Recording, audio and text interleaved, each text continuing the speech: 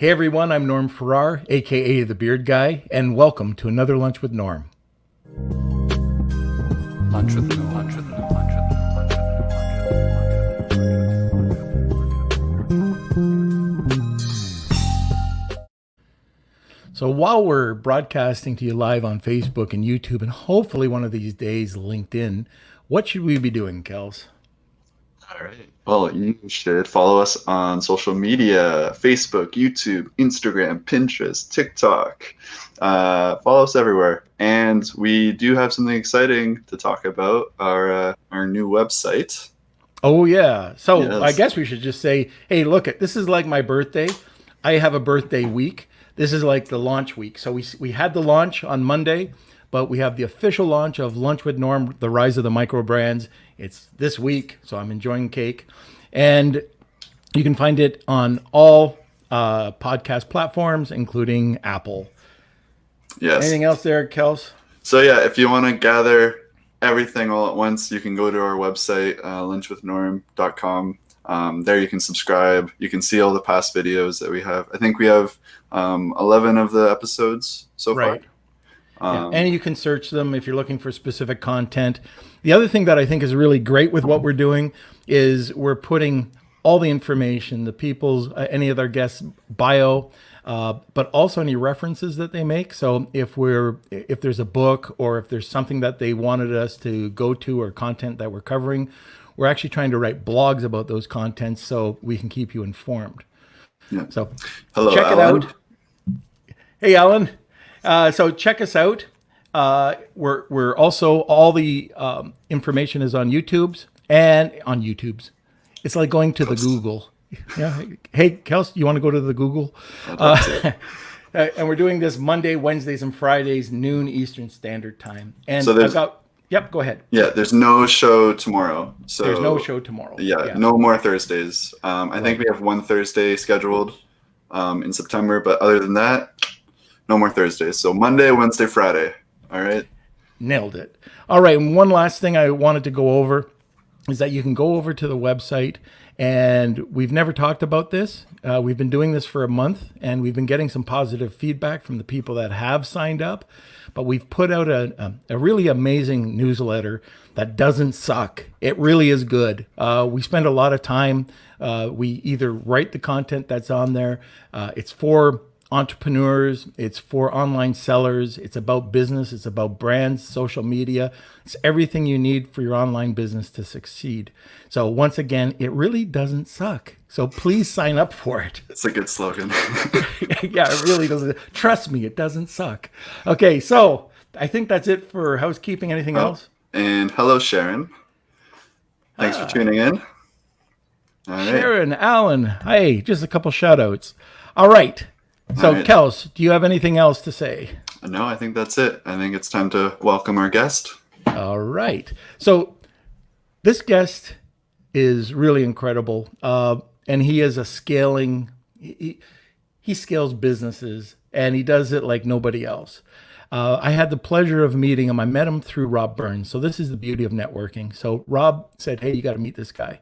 So we talked briefly about an hour. I kind of, my mouth had dropped. I could just hear from the second we started talking the passion that he had about what he was doing.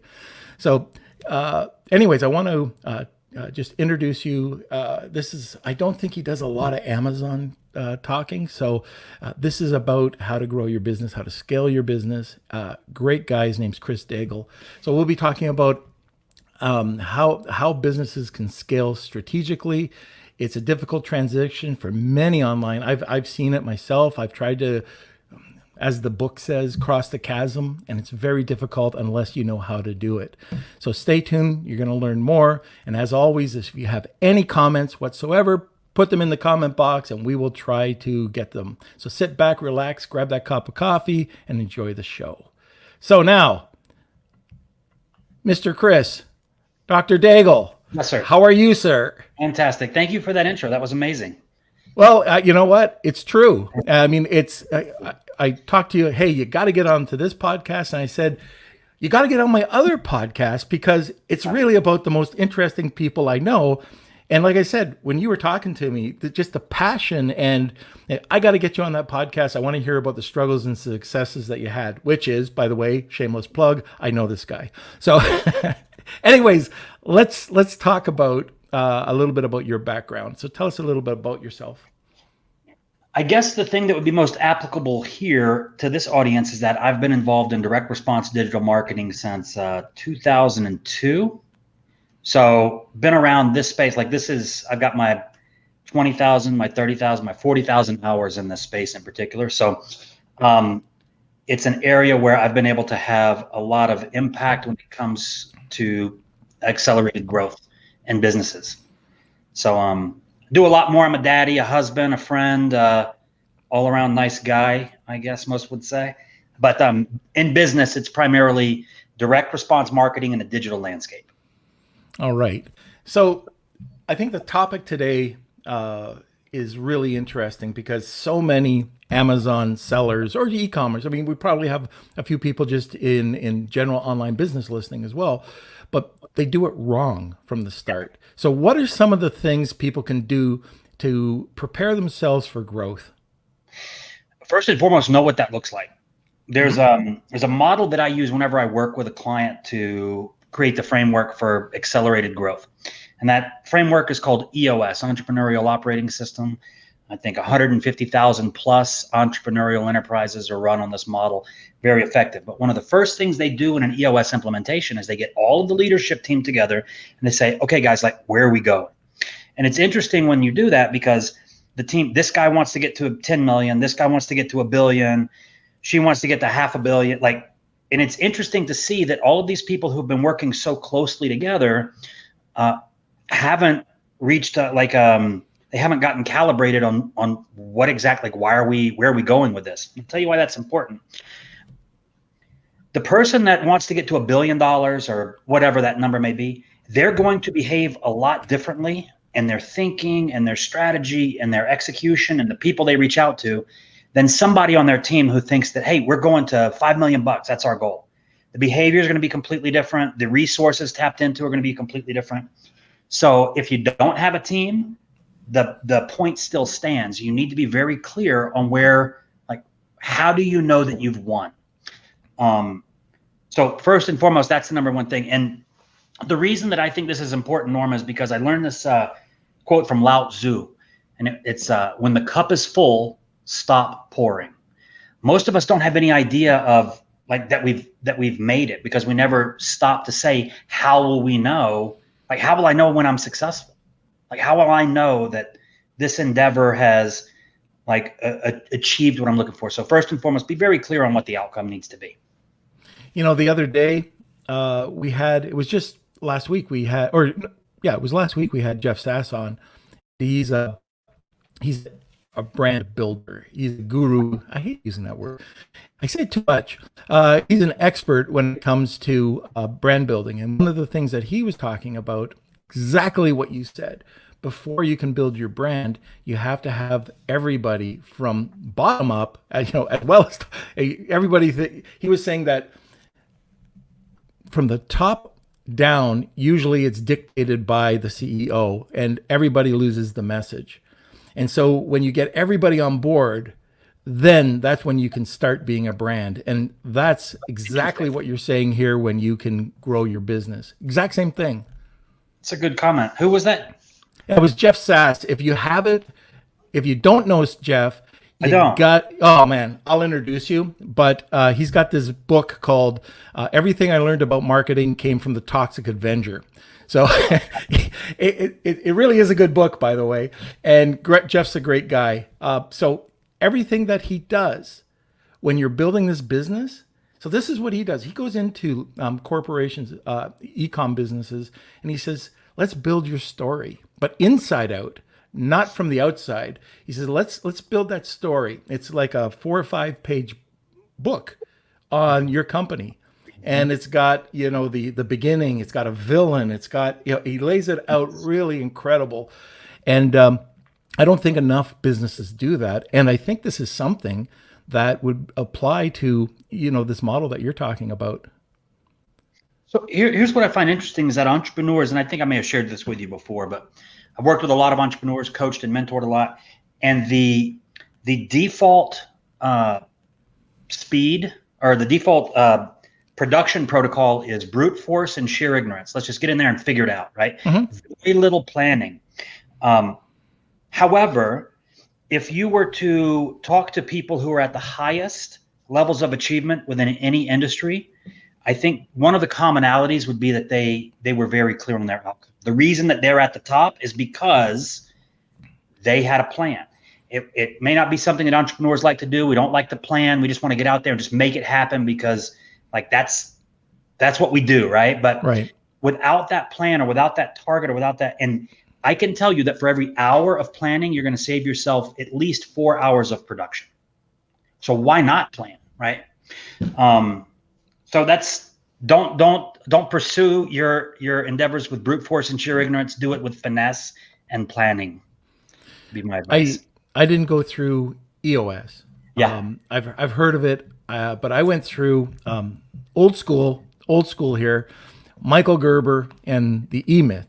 Oh, yeah. So he talks about the typical entrepreneur pattern where you'll never get anywhere. It'll be a constant struggle. It'll be constant crisis management if you don't sit back and create processes for your team. And if you don't create the proper, what he says, or break the sales cycle, the entrepreneurial sales roller coaster, where the entrepreneur has the passion, he goes out there, he's selling, but he's working 25 hours a day. He brings on a VA. The VA doesn't know what to do. He gives them really crappy instructions, no training. She fails or he fails, and they get fired because he's the only person, or she, it can do it properly. And then he does the same thing and he hires another VA, no training, and it just goes on and it goes on and it goes on, and he can't understand why he can't grow the business. Yeah. So exactly. Right. So most of you are going to find yourself in that pattern unless you identify, oops, I'm in that pattern. So another thing that I think would be really helpful, Norm, for people who are interested in how do I grow my business, I'll bet that the questions they're asking aren't the best questions when it comes to that. For instance, I had a mentor, Paul Limburg, of Formula 5 fame. And I remember how much it blew my mind when we were on a call and Paul basically said, okay, great. So I'm going to ask you a question. You call me back when you get the answer. Ready? Yes. How do you 10X your business? Click. And this was not a Cardone thing. It was just like, well, I don't know. It took me about 2 weeks. And it was one of those questions that a friend of mine sold his business to the Golf Network. He calls it shower time. He wants his employees shower time. And what he means is that he wants to be such a part of their lives that when they're in those quiet moments and they're thinking, that their mind doesn't go to, I got to feed the dog. It goes to his business, right? So as an entrepreneur, this shower time, watch what you're saying. If you're not asking yourself, how do I 10X my business? Questions like that, you're not going to get those answers. If I asked you how to double your business, you want the answer? Work twice as hard. But at some point, that falls apart. You can't work 10 times as hard, 10 times as long. So you have to actually start asking yourself, like, the result of answering that question is going to mean that you come up with systems and processes that you were just identifying, or potential clients or whatever that weren't part of your thought process prior to you asking that expansive question.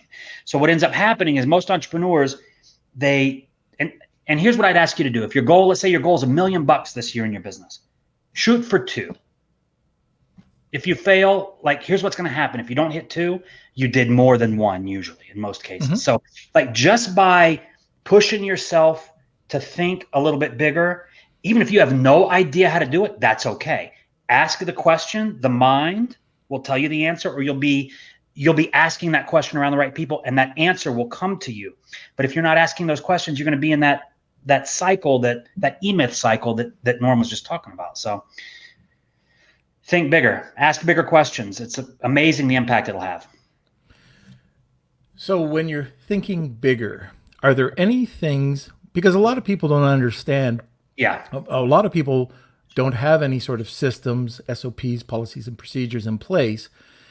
Where do they start? So yeah, I want to 10X my business. Do you know Isabella Hamilton? I don't. Oh, great lady. So she owns this company called Rank Bell, and she came from Romania. Yep, Rank Bell. So she helps Amazon sellers with launch and rank strategies. So she came over from Romania. She was a nanny, and then she got into Amazon rebates.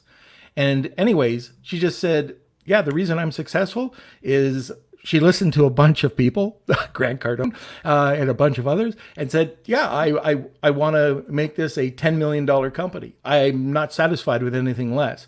And, why should I start at $50,000 a month? I want to hit $1 million a month, or I want to hit whatever it is. So she just says, if you're going to dream high and make it happen and work backwards. Yes. And it's unfortunately a lot of people that's the part that we forget. We just get into the production side of things, but we know that we want to take care of today's cash flow needs. We know that we want to keep the lights on. We know that there's some shiny future that exists once we hit that certain thing, but we're doing it now and we don't know what that is. But because she said $10 million, she was thinking, how do I do 10 million bucks a year? Not how do I be successful? That's nebulous. That's your definition, my definition of success may be completely different. But arithmetic's not an opinion. So by setting a specific number like that, it allowed her, that's the only thing she had to think of. How do I get to 10 million? That's the only question she had to ask. And everything that she saw, whether it was a blog post, a video or something, she was looking for that answer. Does this help me get to 10 million? Does this help me? I don't know her, but I'm assuming that's the process that happens. So if you're not asking yourself now, for those of you who aren't doing $10 million a year, try it. Try asking that question whenever you catch yourself just kind of at a stop sign or whatever with that moment. Let your brain chew on that question. How do I get to blank? Let's call it 10 million. And give yourself a couple of weeks. Don't force an answer. And watch the things that start to pop into your head. You're like, oh, shoot, that's actually a really good idea. How come I didn't think of that sooner? Because you weren't asking the question. So that'd be a little bit of advice for scale. And I guess, another piece of advice would be, I don't know the skill level of everybody on this, but entrepreneurship it is a journey. It's a marathon. It's certainly not an event that occurs, right? So for those of you who haven't made the breakthrough yet, or even $1 million business sounds like it might be a stretch. The people that are doing that number now, the people that have achieved the things that you want, that you're aspiring for, they were where you are right now, confused, uncertain, whatever those of you who are just getting started may feel. So my advice would be do exactly what they did and be the thing that you want to be, and you start doing the activities and you will have that result. It may feel weird at first. It may feel like I'm a phony, I'm a fake, I'm not that person. I'm not smart enough, rich enough, I don't have the resources, I'm not, whatever excuse you've got, just let those things keep playing, but take the next step. Right. And eventually you're going to be able to look back and go, damn, he was right.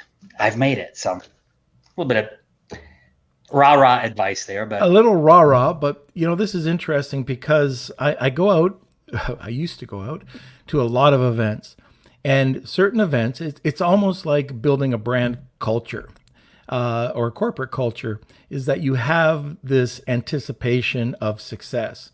And by getting the right people, the right company, the right people, always drilling that message into the course or the event. You go around and you start talking to people, and it's not uncommon to say, oh, this person's doing $500,000 a year, $1 million a year, an 8-figure seller. And there could be a lot of new people there, but the people that are doing it are really doing a good job. And then I've gone to events where the product's been out there for over a year. Product is on the water. The highest person I see is making $5,000 a month. And it's just sort of a completely different message that the course it just didn't have the management or the trainers to get that message out there to tell people you can do it. And to get them, it's not impossible. I know so many people out there that are very successful. Success could be $50,000 a month. It could be $10,000 depending on who you are. But I know a lot of millionaires out there that made it and not doing it that hard. It's a struggle. You've got to work, and especially if you're going to go over $1 million and you've got to get these processes in place. So I don't know if you've ever noticed that as well, but depending on the trainer, depending on the course, you've got a way different outcome coming out of different events.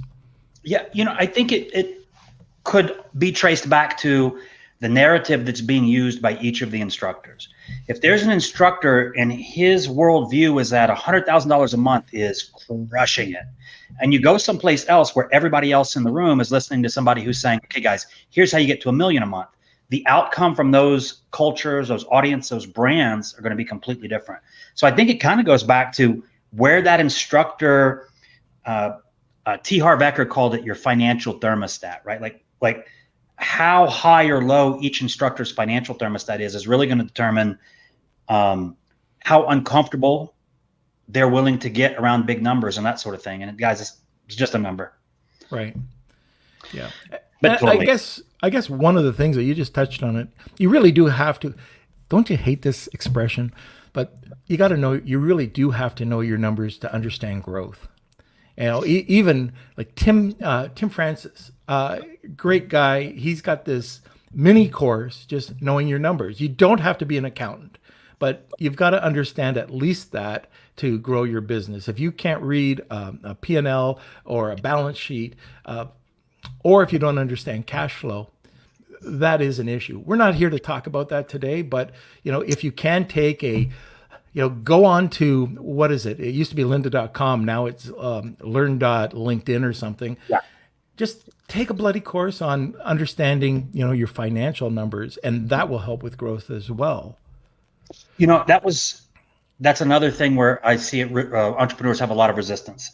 And I'll tell you a quote. I'm not sure the exact quote. It was something along the lines of Warren Buffett saying, unless you know how to read the scoreboard, how do you know if you're winning? Right.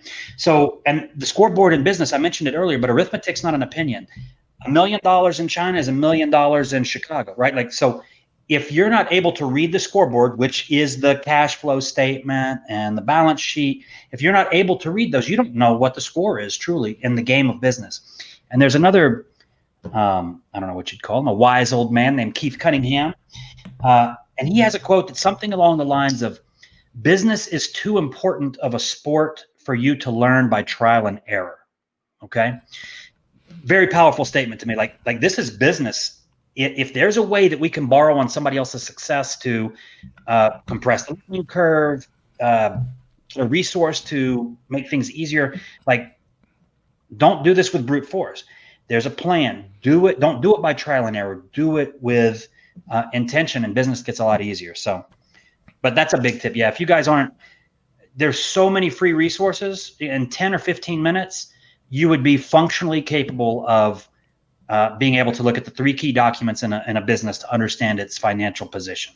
Right. It's not complicated, but for whatever reason, entrepreneurs just like, I'll let somebody else do that, or I'm not even going to look at it at all. I'm too busy.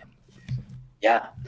And you're not, dude, that's your numbers. Like, that's why we're doing this thing. Exactly. I say this a lot. I hope I don't say it too much, but I know we brought on a client once and they did over $10 million a year, and they were ecstatic and they puffed their chest out. And then we looked at their numbers and they lost 100,000. Yeah. So yeah, go puff out your chest now. Yeah.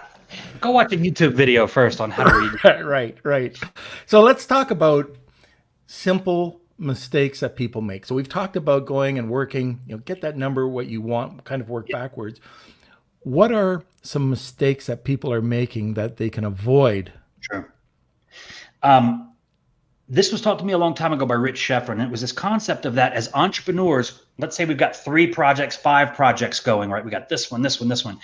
What Rich was suggesting is that we start A and finish A, and then move on to B. Because what ends up happening if you're not doing that, if you're not closing the loops in your business projects, you've got a bunch of open loops. And what ends up happening is that, like a laser, your focus, right?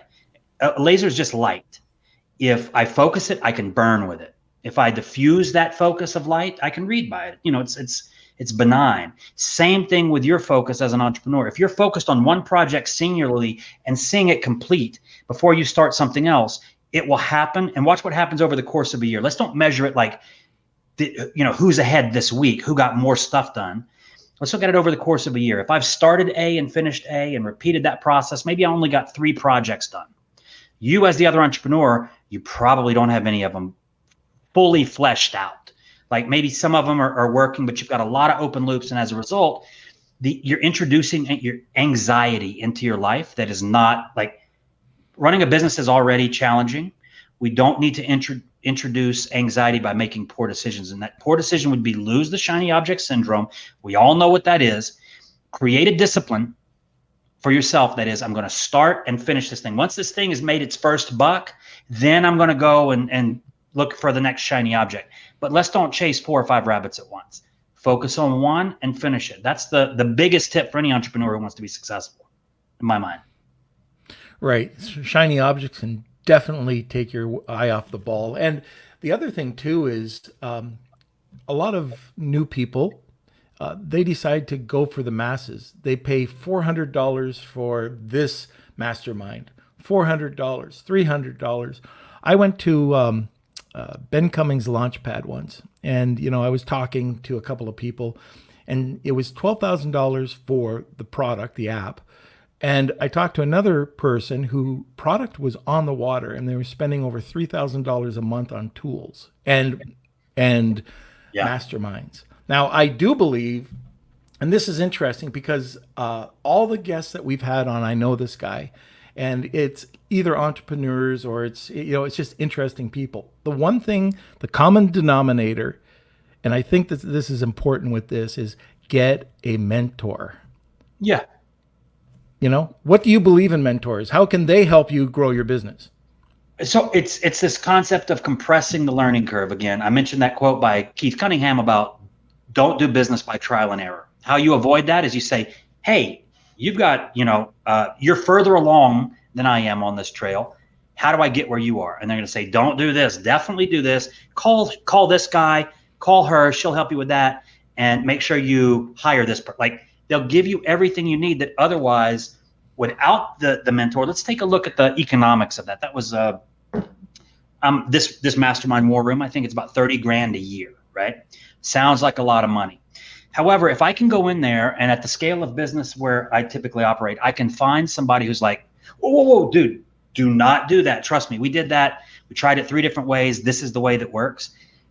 In the businesses that I operate, like $30,000, that saved me years. Because here's the thing, money comes and goes, but time only goes. So if you're like, I'm going to save my money and not work with a mentor or an advisor, and just I'll figure it out on my own, that's time that you're losing. And again, it does not come and go. Time only goes. Get with the mentor or a peer group that has achieved more than you have, and leverage them to compress your learning curve, your success curve, the whole deal.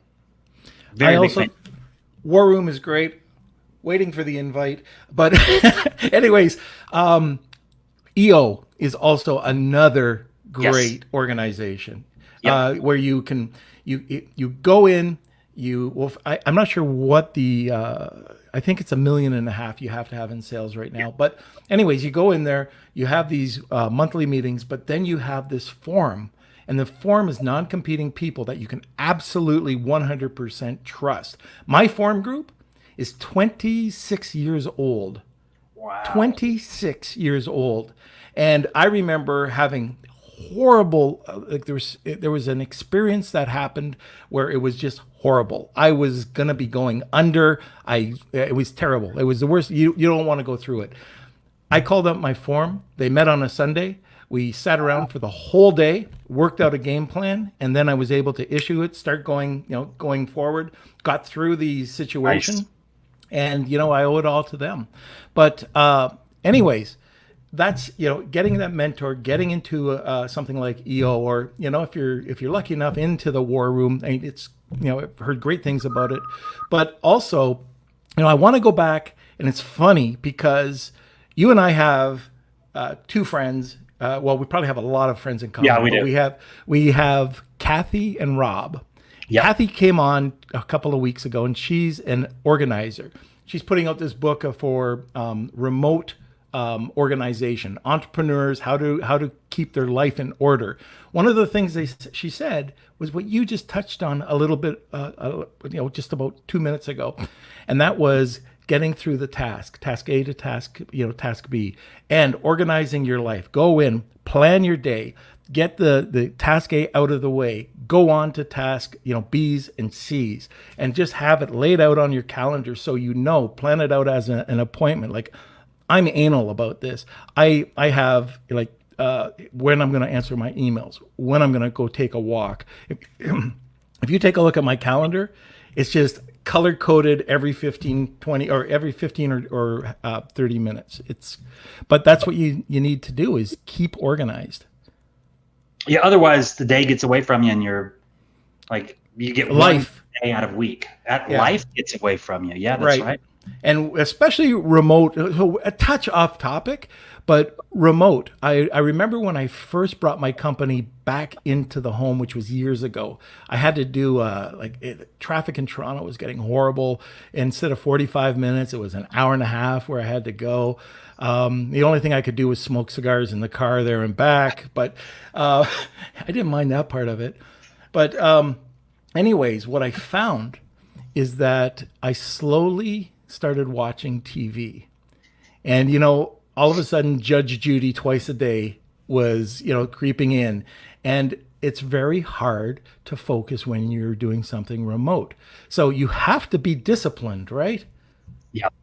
So that's a thing that you have to create, the discipline of discipline, which is tough. But here's what I did early on to make sure that wasn't a problem and I wouldn't be distraction. I associated massive amounts of pain with me not getting stuff done, like not completing my tasks.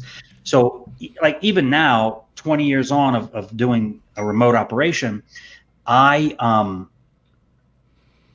have a visceral, like a physical reaction if it's the middle of the day and I catch myself doing something look, I take bike rides in the middle of the day, but I'm not doing it to goof around. I'm doing it because I'm thinking, so it's different. But yeah, like you have to know that if you work from home, yet you don't produce, that you will not have a home to work from in the future. Like you really, I look at it, I get it down to is this food that's being taken from my children's plates? Like that's how emotionally attached I am to not being disciplined. It's an unusual approach, but for me, it's worked because I can't, if there's something that needs to get done, I can't goof around. Like I have to knock it out. And then but absolutely, if you don't have the discipline, guys, it's going to be tough. So here's what you do. You create an accountability partner that's also remote or something along those lines. Google, right. Create an accountability working remote. The guys from Basecamp put out a book a few years back called Remote Work, I think. Great book to give you some structures and frameworks to work remotely. Big change for a lot of folks, but trust me, create the discipline, your life will be amazing. There's nothing like the freedom that comes with, like, who am I going to be today? How far am I going to take this thing today? Right. It's an amazing feeling. Yeah, and check out Kathy Burns's book. Yeah. So that's going to be launching very soon. Yeah. I think within the next couple of weeks. And by the way, I just got to give a shout out to my old buddy from 7th Toronto, Dave Apperly. So I'll say this to you, Dave, line, bubble, bubble, line. I think you'll know what that means. So anyway, let's get on to, and I'm going to put you on the spot. I don't know if you can do this just 1, 2, 3, 4, 5. If you can't, maybe shoot something over after. But if you could give a breakdown, step by step, 5 things, 3 things, whatever you can think of what people can do to get their business in line for scaling, what would those 3 or 5 things be? Sure. And I can do this quick. If you go out there and you Google this word Sandor, Sandor, it's a term that Frank Kern came up with. And it's basically, it's an analysis that you can do, a holistic analysis on the sales and marketing of your business. And it's a very thorough checklist process. And you just like, you identify, oh, I'm not doing that. Oh, I don't have that. Oh, those aren't my numbers. And it makes it very easy for you to just take that checklist after a Sandor process and apply those fixes to your business, you'll see immediate growth there. Is it going to 10x your business? Probably not. But he's very big on this concept of stabilize first, then let's optimize what we've got, and then let's focus on expand. So if you can stabilize and optimize and expand, you follow that protocol, you're going to be in great shape to grow your business. But it's going to start with a deep dive on, do I have an upsell, a downsell? If I don't have a downsell, do I have a follow-up? Like all of the little micro bits of marketing that can occur in a funnel, do a deep dive and ask yourself, or have somebody else find a buddy, say, look, man, funnel hack my stuff and tell me where I'm dropping the ball, or what you would do better. But that's the key. It's not about you coming up with the newest product. It's not about, the first thing you have to do is stabilize what you've got, or else you're going to be running, like shooting, getting a little too close to the sun, and then now you're back washing bottles again for coming up with a new idea. Let's avoid that by stabilize, optimize, and expand using Sandor method. Simple. Very simple, to the point, very good. Yeah. So now let's turn the subject on to my favorite subject, COVID-19. Okay. All right. So COVID's kicking around. It's affecting everybody. Luckily, I'm in e-commerce, so it hasn't affected me too bad. But are there anything that you can say about COVID? Either if people are failing, I guess this is it. If people are failing and they're in e-commerce with COVID-19, any advice? Yes. One of the things that I've done during this time is really cranked up my acquisition activities. So this is a great time for those who have the wherewithal and the prowess to be able to grow through acquisition, to reach out to those people who are having a hard time and throw them a lifeline, which is essentially synergy. Okay. So, but for those of you who are having a tough time with this, other people are not, find out why. What are they doing that you're not? Well, they're bigger. They've got more cash to burn. That's not going to be it. It's going to be they're doing something. It's either the way they engage with their clients that's having people come back to them. It's going to be maybe their paid marketing. It's something. So what your job to do is, as a business owner who may not be thriving right now, is investigate. You may be smarter than she is or he is that's doing better than you, but it doesn't matter. They're doing something. There's a habit they've got. There's a process they've got. It's usually not like they've cracked the code. It's the basics. They're usually doing some foundational stuff for business that you, being an entrepreneur, you were like, oh, I don't need to worry about that. I don't need to worry about a plan. I'm just going to go, like, whatever it is they're doing, figure out what it is and apply it to your business to at least stabilize what you've got. There will be an end to this. Who knows what the landscape's going to look like after this is over. There's been a lot of money introduced into the global economy. I don't know what that's going to do with pricing and that sort of thing, but I think for everybody listening to this, you have the best, you're in a great spot. You don't have to go show up every morning and unlock the door and hope somebody wears their mask in your shop, right? You can do this stuff. This is your time. So if you're not thriving, we've made it very easy by introducing COVID into the landscape. We made it very easy for e-commerce people to get a captive audience. So if you're not thriving right now, man, it's not, you're just missing some piece of the formula. Find out what it is from somebody who's got it. One of the other things that I look at too for successful businesses, there's two types. A business that has, and the ownership or the management have great intentions, or they're action oriented.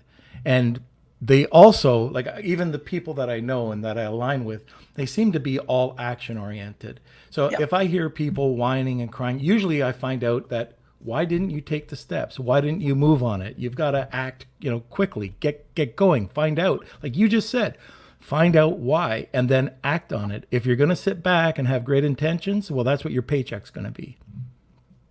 A big, great, fat intention. Yep. Yeah. So, all right, we're coming to the end of the podcast. Sure. Any last pieces of advice that you'd like to give? Yes, you can do this.